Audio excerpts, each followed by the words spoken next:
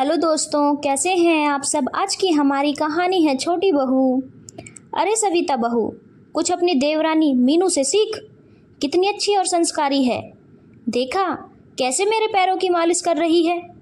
तुझे इतने साल हो गए इस घर में आए, लेकिन अभी तक कुछ आया ही नहीं।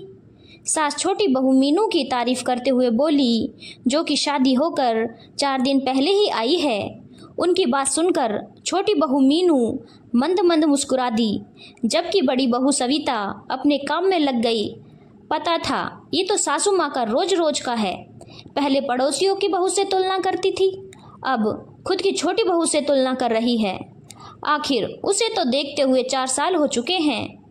दूसरे दिन छोटी बहू चाय नाश्ते के साथ सासू माँ के सामने हाजिर थी और उन्हें समझा रही थी, मम्मी जी, आप अपनी सेहत का बिल्कुल भी ध्यान नहीं रखती हो। आज से आपका नाश्ता और खाना टाइम पर देने की जिम्मेदारी मेरी है। ये सुनकर सासू माँ गदगद हो गई और बड़ी बहू को सुनाते हुए बोली, देख, इसे कहते हैं सेवा भाव। तूने तो 4 साल में मेरी सेवा कभी इस तरह से नहीं की। कुछ सीख अपनी देवरानी से। बड़ों की इज्जत कैसे की जाती है वो तुझे बताएगी। लेकिन इस बार भी बड़ी बहू ने कोई जवाब नहीं दिया और अपने कामों में लगी रही। 2 दिन बाद छोटी बहू मीनू अपने मायके गई। जब वहां से लौटकर आई तो सासू माँ के लिए तोहफे खरीद कर लाई थी। ये देखकर सासू माँ ने उसे खूब आशीर्वाद दिए और बड़ी बहू से कहा, तू तो कभी मेरे लिए कुछ लेकर नहीं आई।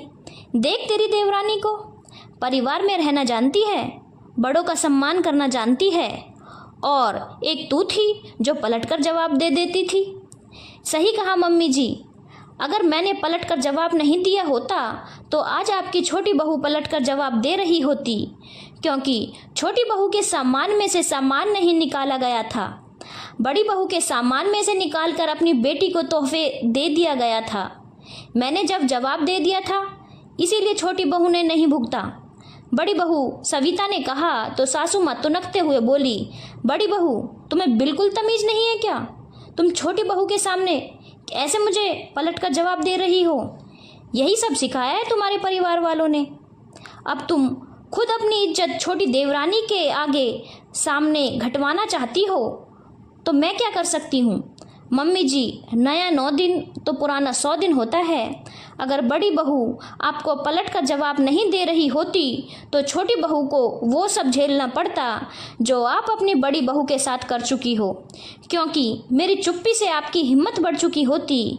और मम्मी जी, छोटी बहू आपकी सेवा कर रही है, ये तो अच्छी बात है, लेकिन वो भी तब जब मैं खाना बना देती हूँ तो वो आपको लाकर परोस देती है, और मैं घर के दूसरे काम कर देती हूँ तो वो आपके पैरों की मालिश कर देती है। मुझे तो कुछ भी तैयार नहीं मिलता था। तो कम से कम आप तो बहुओं में तुलना मत कीजिए। कहीं ऐसा ना हो कि आपका तुलना करना इस घर के 2 हिस्सों ना कर दे और नाम बड़ी बहू का हो जाए। बड़ी बहू यह कहकर अपने कमरे में चल दी। पीछे पीछे सासू माँ चुपचाप उसे देखती रही। धन्यवाद दोस्तों। अगर आपको कहानी अच्छी लगी हो तो चैनल को लाइक, शेयर और सब्सक्राइब करना ना भूलें।